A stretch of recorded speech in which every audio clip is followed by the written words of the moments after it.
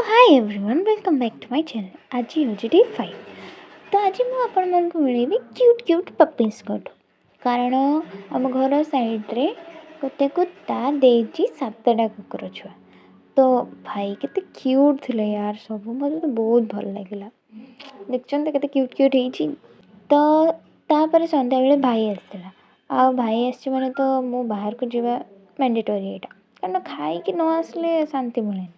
तो बस आपण मैंने एति भितर तो जानी जाती मुझे केते बड़ फूडी तो एत खाऊँ फिर भी मु मोटा होनी कौन करें छाड़। तापर आम जाइए कुन्नी बेबी बेबी फुड आने मैंने भाईर कुन्नी बेबी। तो ता भितर मो सहित ये ट्विन्स बेबी दी जन देखाई ये तो बहुत क्यूट थिला यार बहुत फ्रेंडली दी जन सहित मुझे खेलिली टिके से भी मो सहित मिसीगले मत बहुत भल लगे देखछन तो ट्विन्स केते क्यूट लगुच ना।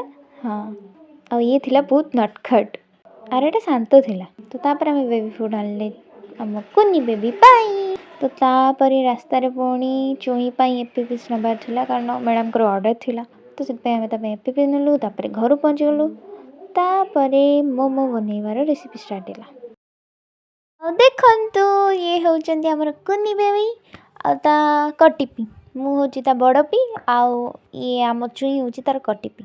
थिला किछि आज दिन मु जाउछि मोमो खाइबे। आपण वीडियो लाइक करंतु।